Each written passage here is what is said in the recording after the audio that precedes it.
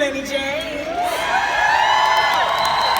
The beautiful and badass Alycia Clark, played by Alycia. The dashing Victor Strand, our Coleman Domingo. New series regular, the talented Alexa Neeson, who plays Charlie. The love of all our lives, Luciana, played by the gorgeous Jenna Garcia. The amazingly decent John Dory, art Garrett Dillahunt. June, Laura, Naomi, the talented, gorgeous, and smart Jenna Elfman. This lovely lady plays the brave Althea Maggie Gray. You know him as our Dwight. Welcome, Austin Amelio. Executive producer and chief content officer of the TWD Universe, Scott M. Gibbo. And last but not least, co-executive producer and director Michael Satrazimas. Give it up, you guys. Give it up. Hi, everybody. How you guys doing? Everybody good? Hi, guys. So let's start off with it. Andrew and Ian, we saw a familiar face. Was that Daniel Salazar coming out in the trailer? That was, in fact. It was. What can you tell us about his return? Well, we are huge fans of Ruben. What?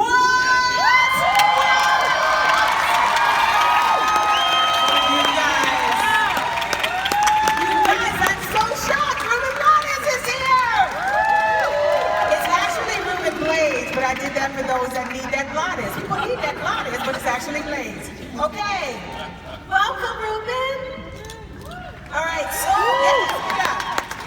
okay, so let's go back to Scott, Andrew, Ian, and Michael, all of the creative minds behind. Scott, you guys are way down there. What are the central themes this year for Fear the Walking Dead? Are we staying in the Western theme? What are we doing this year? Let's say definitely we're staying in the Western theme. You know, we have Austin as a palette, and the place, not the person. Yeah, well, and Austin. Palette. Yeah. So yeah, we're sticking with it. It offers such an amazing landscape for us, and it differs so much, and I think it really lends to the style of shooting and the story. The man you just heard speak has been the eye behind a lot of Walking Dead episodes and Fear the Walking Dead episodes that you guys love. So I need y'all to give him a little more love than that, because y'all don't even know the greatness that's spoken. Also, what are the biggest dangers to the group this year? Is it the walkers? Is it other people? Is it the location? Because did I see something nuclear? Did I see a nuclear sign? There may have been some nuclear signs. Did y'all see that? Did that just me? Y'all didn't see the okay, all right, y'all been paying attention. Tell us about what the biggest threat is this year. I mean, I think it's all of the above. You know, we saw our group head out with that mission to help people, and they're going to find it's a lot harder than just picking up a walkie and saying they want to help. You know, a lot of teases in that trailer, but they find themselves in a strange place with some kind of mysterious things going on around them. And you did see that nuclear sign, and they may come up against a walker threat that is unlike any they've ever seen, and a walker threat that might be able to hurt them beyond just a bite. So, perhaps some of the most dangerous walkers they've faced yet. I mean, that's what happens with nuclear, y'all. That's a whole nother thing. Okay, Lenny. Hi, Lenny. Hey, darling. Yes, I'm good. Now, Morgan is the one that came up with the idea of helping people, and he made the decision to go on this mission. Is he surprised by what he's encountering out there on these streets? He's kind of surprised, yeah. And he's kind of surprised by people's reluctance. I think he thought he would offer help, people would take help, he would feel good about himself, end of story. It's not quite worked out that way, but you know, we've got to a point now in our storytelling that we know how to survive. We have to figure out what the next step is. And we've got skillful at surviving, and we want to share that with other people and figure out who we're going to be in the future. But it's not easy, as you know, nothing is easy in this world. And so they face some trials and tribulations, but you know, I can only say so much. There's so much I want to tell you, but I can't because I get fired. But see me after. Alycia. Hi. Hi, Okay, you're like original recipe, Fear the Walking Dead, so you have filmed now in Vancouver, LA, Mexico, and Texas. What has been your favorite place to film so far? I'm gonna be basic and say LA. Because that's like where I live. And Right. like really, it was home. I was like, oh my God, I get to like go home now. Yeah, I mean, it's all been incredibly interesting though. Every place has been great. Yeah. I want to bump over to Coleman because I'm going to come back to you. I'm going to go to our newest, youngest cast member. Hi, Alexa. How are you? How are you, Pumpkin? Good. How?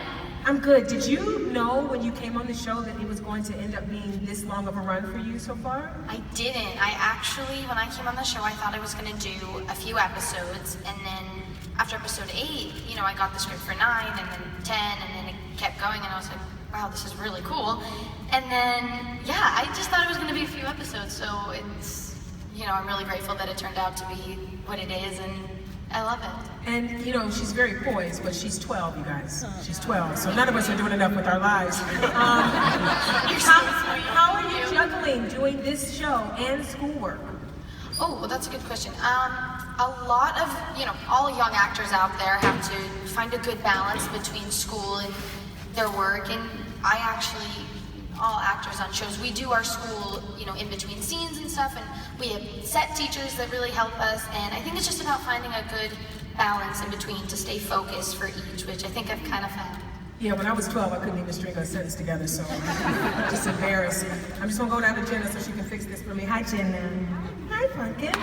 Yes, Jenna Elfman, yes. Jenna, June has a lot of medical knowledge. We're finding out she's the one that saved them last year when they had that little bug that was gonna kill them all.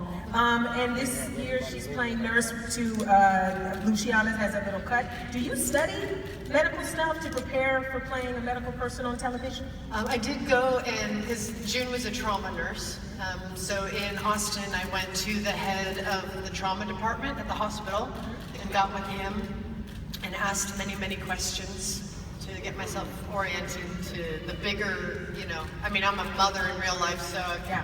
I'm a mini baby nurse in a way, because you do have to deal with things when you're raising children, but the big stuff that is specifically trauma oriented, and yeah, I just feel better when I'm obviously have some sense of, Yeah. yeah.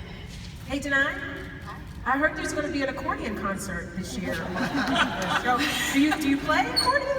Well, you know, I think Luciana really loves music and the apocalypse. I mean, when she goes in a dark place, that's where she goes to. So I think I want to take it to the next level. I'm just going to leave you with that. Hi, Coleman. Hi, Pumpkin. So you guys may not know this, you may know, Coleman is an actor, but he's also a playwright, a director, on and on and on. You directed last season, you directed again this season. What can you tell us about acting versus directing? I think hopefully one feeds the other. I think that possibly I become a better collaborator as an actor when I switch hats from being a director. And I'm like, oh, okay. You know, because I mean, to be very honest, a lot of times actors, we're sort of put in our own little bubble and we're put in our little cages and come out and do the scene. And then we're like wondering, why is this taking so long?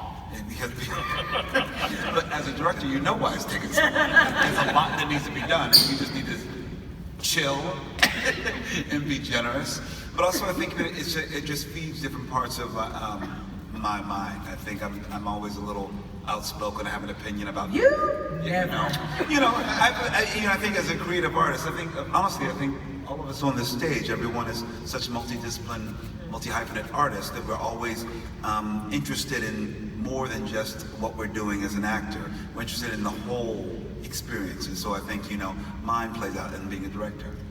You have a really scary reintroduction with Daniel Salazar, with Ruben Blades down there. Can you guys tell us what that scene was like, and what was it like for you, Ruben, coming back? And did you know you were coming back? And how come you don't die? Fire, water, gunshots. He just lives. I'll just say that Ruben Blades, Daniel Salazar is the Terminator. Yes. Take it away. Hi, everybody. First of all, I'm very, very happy to be here. I'm really thankful to everyone for the support of the character, Daniel Salazar. And I'm never sure what's going to happen here. And I think no one is. I mean, you know, the show, all of a sudden you're there, then you're not. The thing with Salazar is like he's like a cockroach, you know. He's very hard to kill. So he's a survivor, so he keeps on going. I'm just very, very happy to be back with my old friends. We're happy to and my have new you back. friends. Yeah, we're happy. No, and thank you all really for keeping Salazar alive. Thank you, Ruben. Hi, Maggie Grace. Hey, what's up? Hey, girl, what's up? The group this year is going to be using Al's tapes to try to find people and help them. So you're not just, your character's not just observing, you're now a part of the action. Are you still going to be observing? Yeah, I think she was really trained to be more of an impartial witness, and she's had to come out of that a bit this season, and it's a different kind of meaning. It's more direct and immediate to use the tapes to find people that are still with us. Yeah, there's a question I want to ask you. This is a personal question I want to know. You have been a part of a lot of fantastic Twilight, Lost, all of these wonderful groups of fandoms. What is it like? How does it compare to the Fear the Walking Dead or the Walking Dead fandom? I mean, basically the way I set about my career is I only do shows with no job security and plane crashes. This really is in line with those values. Yeah, well, speaking of a plane, you know, you operate a lot of machinery on Fear the Walking Dead. Is it possible that Al's in that plane, flying that plane that we saw almost crash? It's conceivable. Just saying. But she would have had nothing to do with the crash. The crash. That feels like a spoiler, so I'm going to move on. Garrett? Hi, Garrett. Hey, man. Yes. Do you have a favorite John Dory saying? Saying? Yes, something that you say is John Dory. That's your favorite. John Dory seems to have some favorite sayings. What would you say is one of John Dory's favorite sayings? He loves food-based epithets. You'll see. Oh, I'm excited. We'll see. And also I saw, listen, you guys, you know I'm a shipper, so I saw some delicious kisses between you and June, Naomi, Laura, you know. It's June now. Oh, it's Jenna. June. Hi, nice to meet you. I'm June. She's June. So I saw some delicious kisses between June and John. Will there be some more interesting places where we find romance? You mean like locations? Yeah, I don't know. Answer the question how you want to answer the question. Just remember, children are in the room. A lot of trucks. That's like that old, what is that? The Newlywed Game? Yeah, that was a little rough. I worded it bad, but are there interesting locations where you find I guess so. Is there an uninteresting location where it is? I don't know. All right. It's rockin'. Hi, Austin.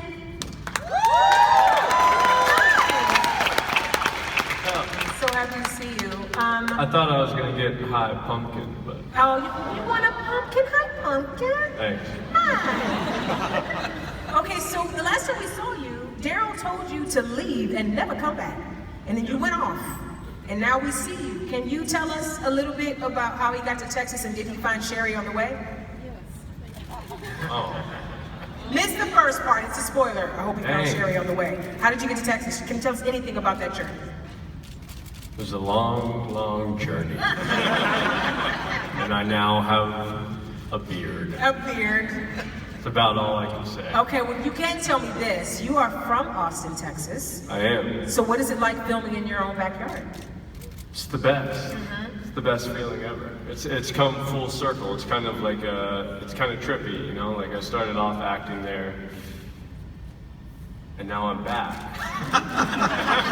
on like something that's it's a big show, you know. So it's nice. Yeah. I'm going to go to some general group questions. Anybody can get in where they want to get in. What do you guys do on set between takes to pass the time? We make pop videos. I think you're lying.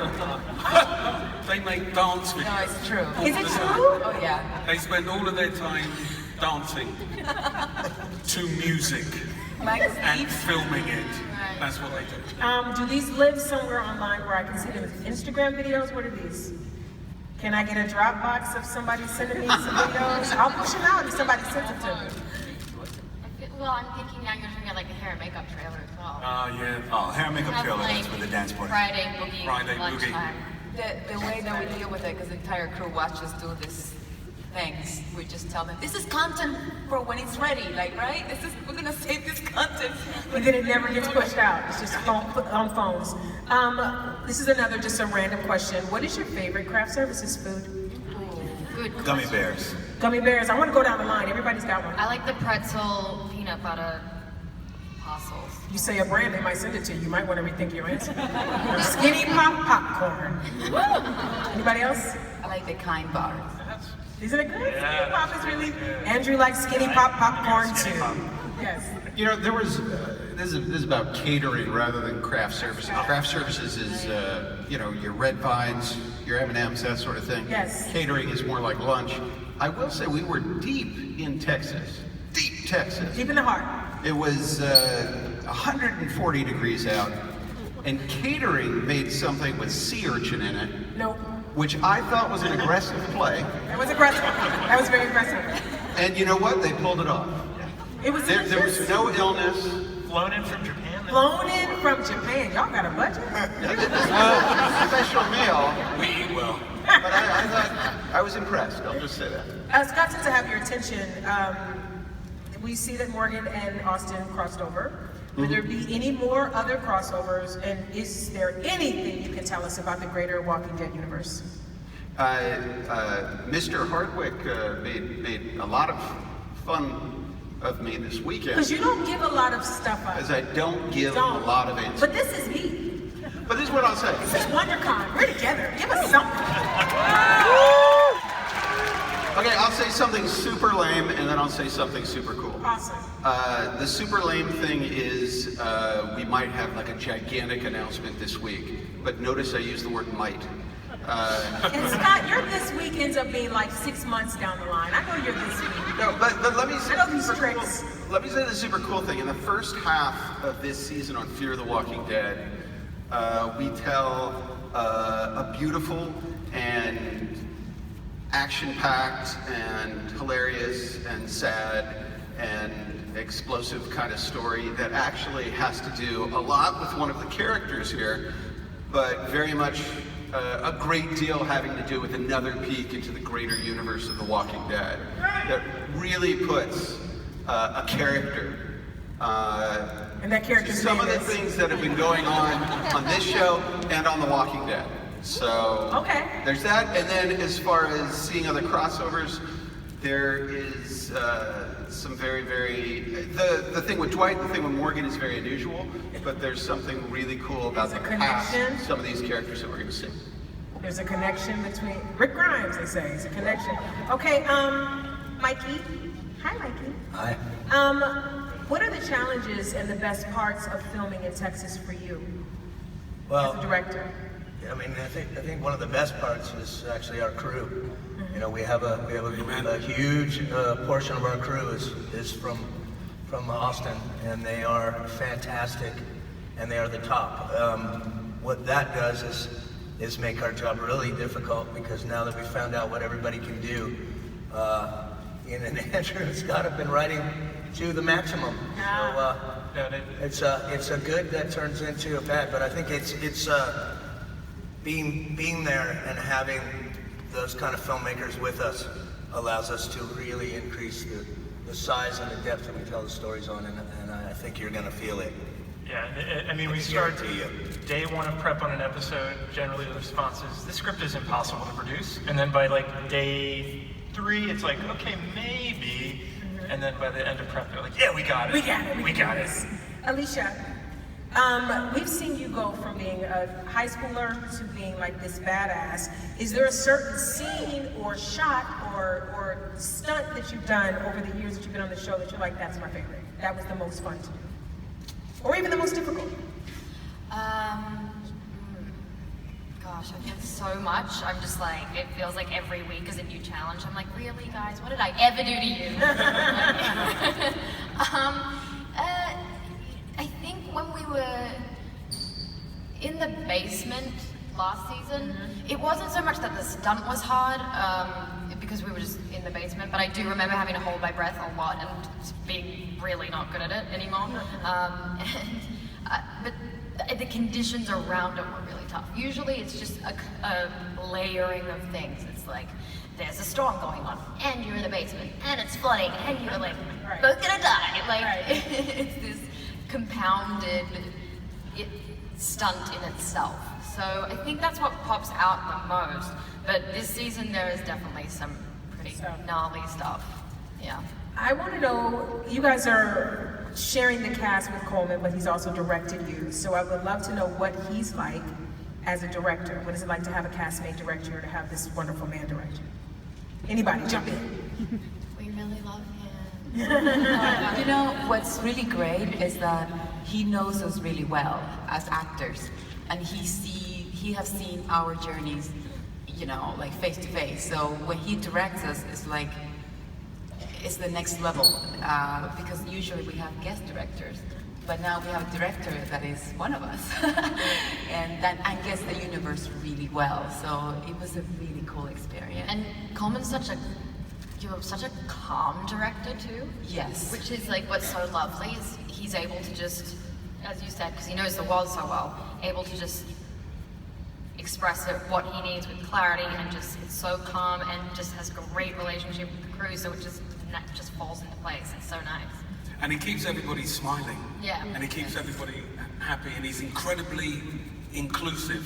And his directing style is just to come up and give you something to try. Why don't you just go, how about this? Why don't we do this scene purple? And you'll go, I've got no idea what that means, but I'm gonna give it a go. And it turns out to be brilliant. It's a lovely opportunity that the producers and the execs offer up to the cast to step on the other side and expand the way that they tell stories. And Coleman has led from the front, and it's beautiful. It's lovely. I love the episodes when Coleman's the one in charge. And just to say too, Coleman did a fantastic job with the episode he directed last season, episode 412.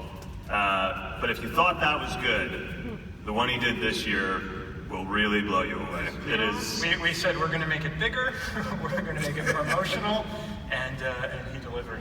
We can't wait for people to see it. And no director is as good unless you have the support from every single person. I have mentorship from like Michael Satrazimas, and if everyone, it's really, honestly, it's just indicative of our company and our crew, that they're all rallied behind you, truly. They're really rallied behind you because it means something to them to make sure you have a great experience and you have a great episode. So everyone, I personally really thank everybody. Everyone's great. I'll tell you what's amazing is to see somebody get re-inspired and be so excited to create on a much larger level and tell a story, and that's something that is so exciting to see, and Coleman represents that in every possible way. You guys, So, get warm fuzzies. This is warm fuzzy time. That was lovely. Thank you. You guys who have questions, can you line up? Now we're going to go to you in a second. I'm going to give you a little time to get up in here. So get in. If you guys see the mic, get up there. I have one more question for Ruben. What has it been like for you? Yes, you. What has it been like for you to pop in and pop out? Like, is it like riding a bike coming back? You're in a new city this time working. What is that like, that transition for you? I pretty much understand Salazar, so I can go back very easily to what he is. What is a little difficult at times is that the writers always know more than you do, and when you do that jump, you have to sort of go with what's written, but at the same time, what the memory of the character is. Right. So that even when you give out the line, you're still holding on to something, or trying to give it more of an ambiguous delivery, so that you can always retreat or go back once you understand what is really happening. Because ain't no more. I mean, I have a backstory that I wrote for myself, so I use that, but it's with these people trying to get anything out of them, it's like pulling teeth out of it. Especially Scott Gimple, my lord. Very, very, very quiet, especially this guy. Scott and Gimple. Don't you try it. Really? Don't you try it. Was it unfair? I think it's true. All right, let's go. That's my friend, I can say that. Okay, let's go to the questions. Who has a question? What's your name? Hi, my name is Claire. Hi, Claire. Hi. My question is for Maggie. We see Maggie always, or Althea, sorry, trying to get everybody else's backstory. When are we going to get hers? Are we going to get it this season? I know you're not really allowed to give away spoilers, but I'm really interested to see Althea's backstory. Tea and receipts. Tea and receipts. I think we can safely say some of the events of the season force Al to reckon with some of her past. Yeah, and I'd also add that we're also going to see a lot of Al's present story and her taking some kind of unexpected leaps. And your shirt says? It says if Althea dies, I riot. I cut someone off. Who had another comment about Al? Did I cut someone off? What's that? Was it you? Did you have yes. We will learn more about her than we ever have this season. And she will become more vulnerable than she's ever been. I mean, she's, I think, one of the most guarded characters of the Walking Dead universe. She's like in a vault, but she opens up a little bit this season, and we're going to start seeing her backstory eventually, which is rather epic. Ooh, that's a scoop. Hello, sir. What's your name? Hi, my name is Brendan, and I've actually seen the panel last year, and it's so great to see you all again. You too. Thank you. Yeah, especially Alycia. Like, my friend Casey is a big fan, so she really loves you. Oh, thank you. That's so sweet. You're welcome. Now, my question is... Adorable! Alright, so my question is, as time has passed on since Madison's death, how has Alycia developed as a leader, and has she seen Morgan as a sort of guide or mentor in her journey? Morgan and Alicia's pairing is very interesting. I think they both are trying to wrestle with the same philosophical questions of, you know, what is the reason to keep going? Why do we want to keep going? Like, what's the point? And I think she does see him as a sort of mentor, because he does take her under a wing and try to convince her that there is more to this, and that, you know, we have to do better things to make up for what we've done, and that it can be a really positive thing to do, and it can give you hope, and it can give you a sense of reason and purpose. So definitely that, and I think she needs it too. Everything she's been through, she's lost so many people, and she's become very much this guarded warrior, and that's what she prides herself in, and that's what she thinks is the only thing she can do, which is just fight and kill. And I think he's one of the people that knows there's so much more to that and wants to get her to start trusting again. Yeah. Good answer. Hello, dear. Hi. What's your name? Anna. Hi. So my question's for Alycia, and it's, how has all the emotional turmoil that she's been through since season 1, you know, losing her family pretty much, really is going to help her become a bigger leader this season? And by the way, I love you. So much, she said. So much, not just love, but so much Oh my love. God, so sweet. Thank you. It's been a real delight to be with a character this long and see her grow from being a high school student to becoming this fierce warrior.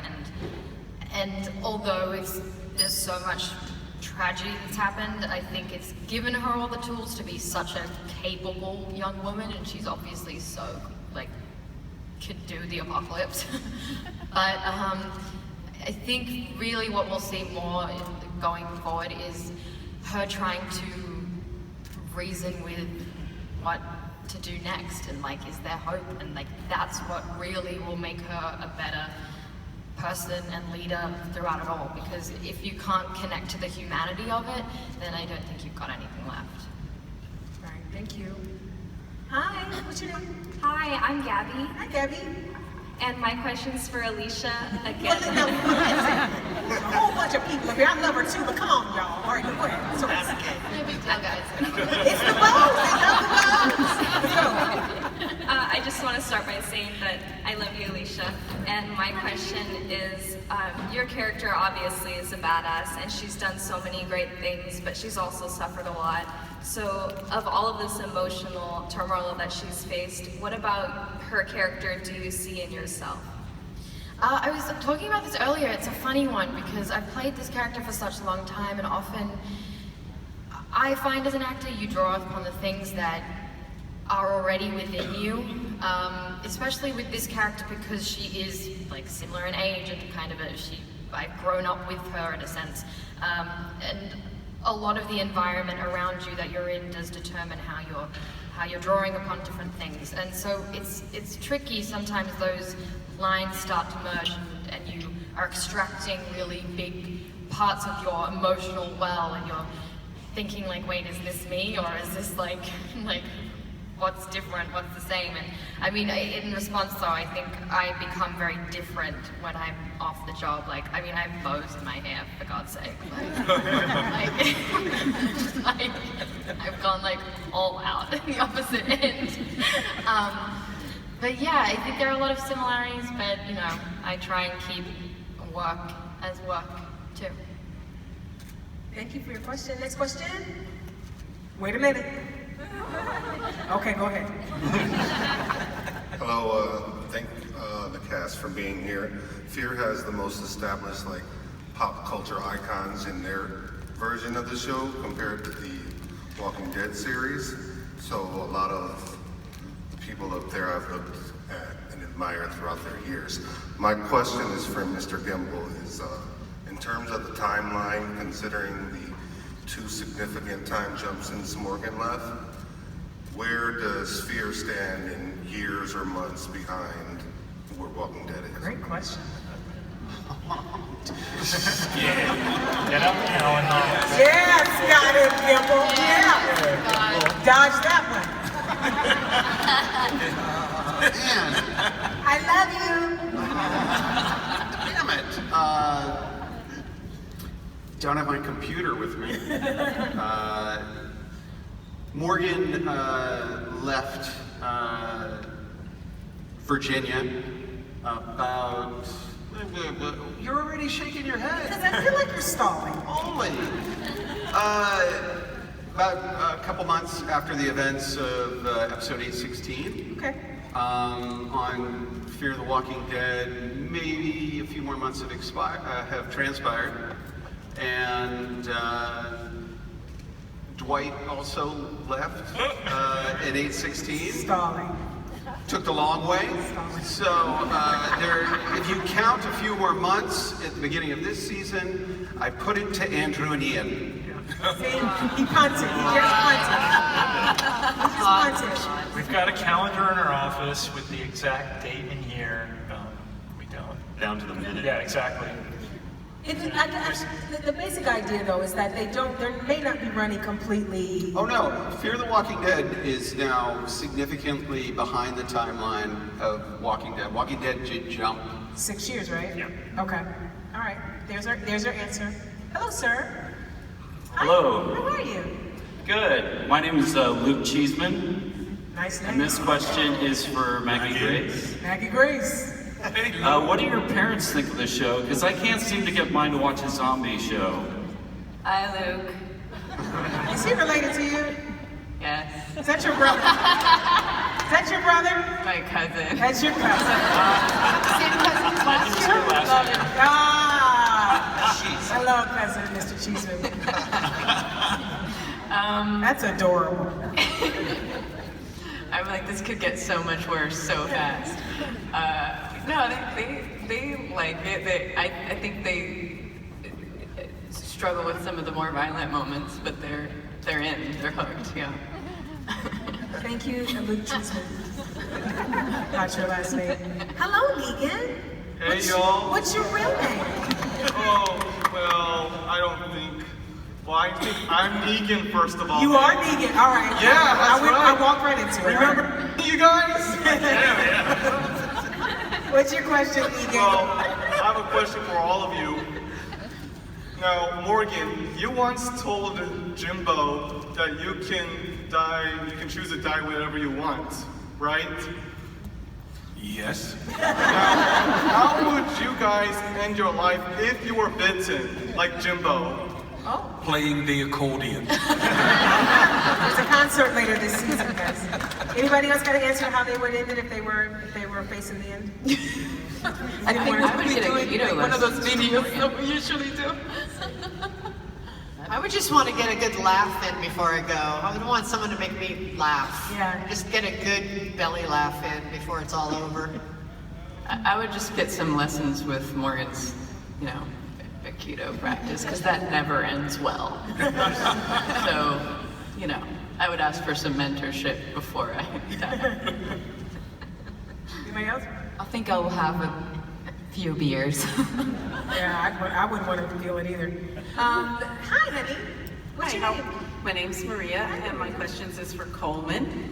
And Victor's been a very kind of selfish person, and now with this new mission of helping people, I want to know how Victor does. Ooh, good question. Good question.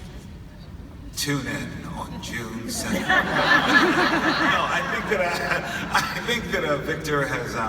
We've seen the history of Victor, of him.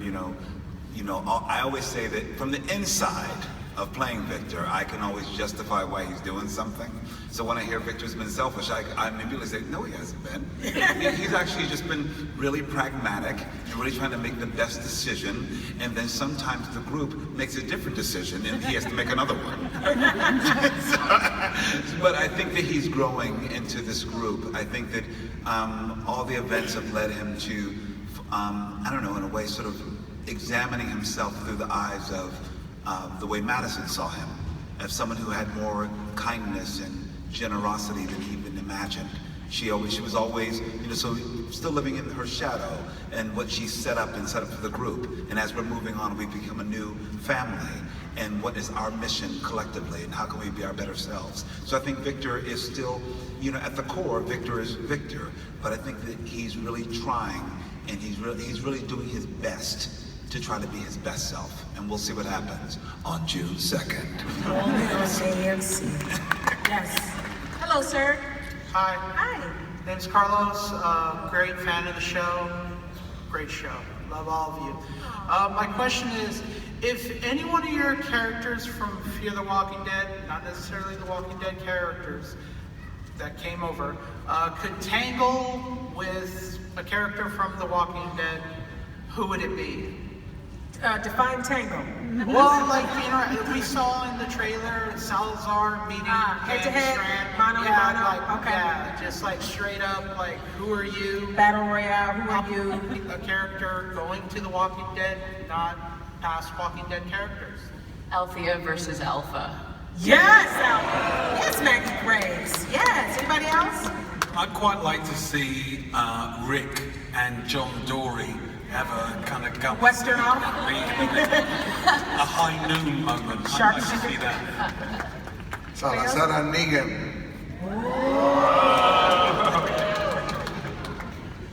Anybody else? I just love Carol. Isn't she great? I love her with Daryl.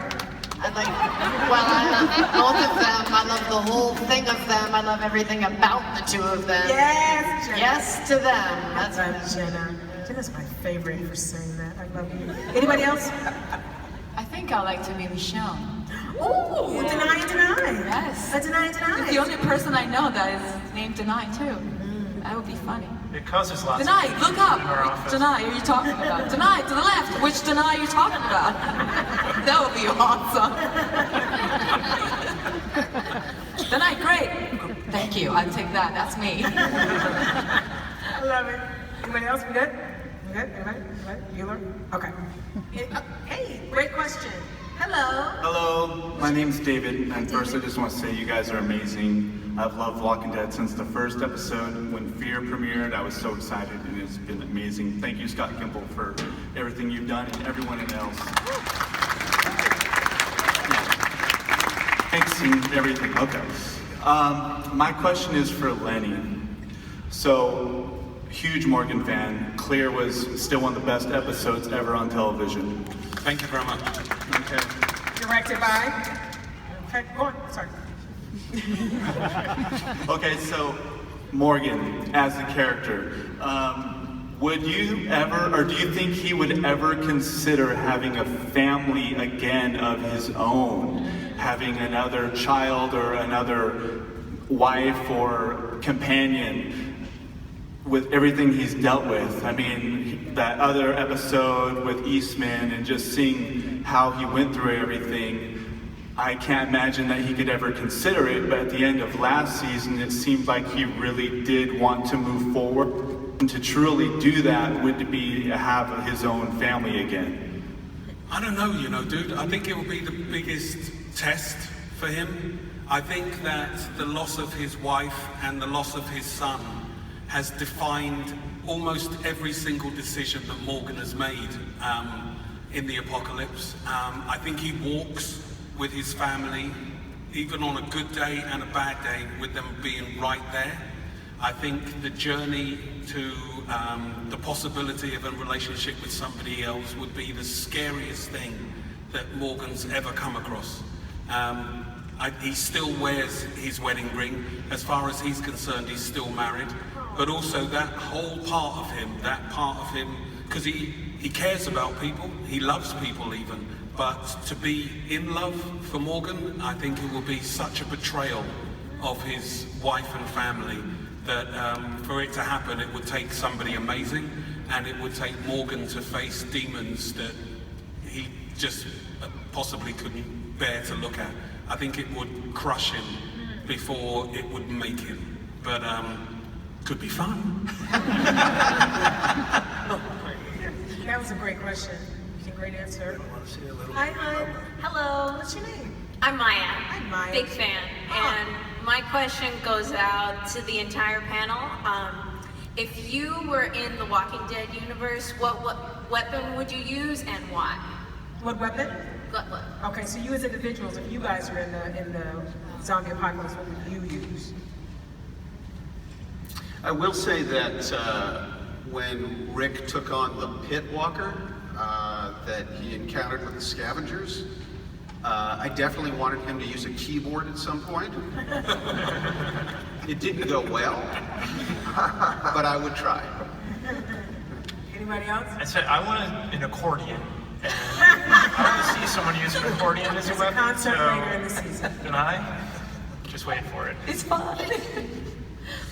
Anybody else? I think I would just head immediately to the SWAT van, get inside, be barricaded, Wait out. and I got the guns if I need those. So it's sort of double protection. I think I would take John Dory's guns. I take John Dory with his guns, but nobody asked for that. Back off, Yvette. All right, Jenna. All right. Next question. Hi guys. I'd like to say that John Dory has reawakened my cold, dead heart. And this question's for Jenna Elfman. How would Dharma react to The Walking Dead? If she survived, how would her attitude be at this point in time? She'd probably be immune to the virus somehow. I agree. I think she'd be very supportive of what this group is doing. That's what I think. I think she'd join up with these people right here. Hello, sir. Hi, Nicole. Loved you on Drake and Josh. You did. Thank you. And you guys, my middle name is Nicole, so it's my name too. So don't feel bad. No, it's fine. It happens all the time. Go ahead, here. All right, so love all of you. My question is for Austin. So obviously Dwight sticks around a little longer in the comics, but you know, after leaving The Walking Dead, does any content from what happens, you know, after the point when he left, when he would have left in the comics, does it carry over to Fear? I really wish there's a question I could answer, man. Tune in on June 2nd. That makes me happy. That means some really great stuff is coming if you guys can't talk about any of this stuff. Like even, you know, I'm excited. All right, yes, sir. Hi. So I was wondering, as groups and enemies in both shows get bigger, how does that play out in the interaction between shows and in the world? For example, will we be seeing them face a common enemy? Between the two shows? Well, this season, I wouldn't classify it as an enemy, but there will be this, beyond Austin, this very interesting commonality, this story strand that's going to be furthered on this show that started in The Walking Dead, and who knows where it will go. But that's the thing on tap right now, and then, you know, into our 30th or 40th year. Really going to see a lot more crossover. This is sadly our last question.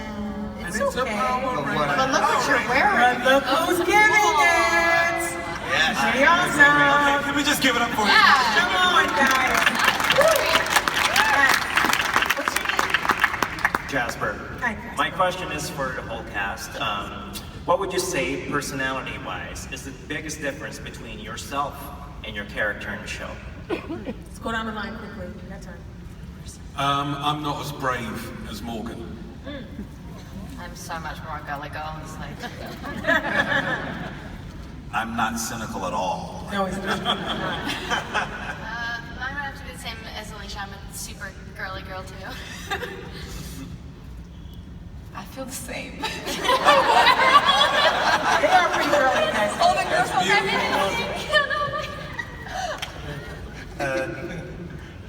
John's a lot more talkative. Then you are. That's true.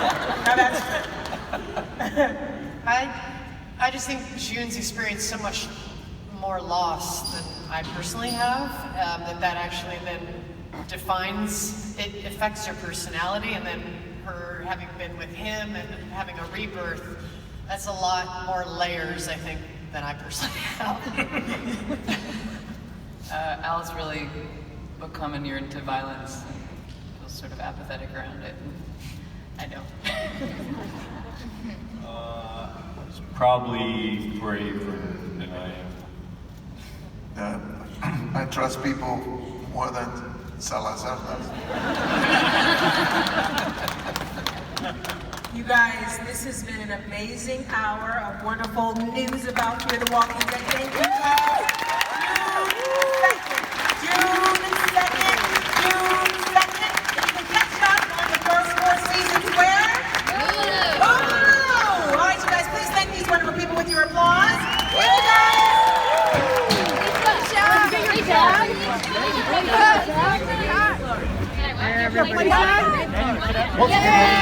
Let's hear it for AMC's Fear the Walking Dead and all our special guests and showrunners and special guest moderator, Miss Yvette Nicole.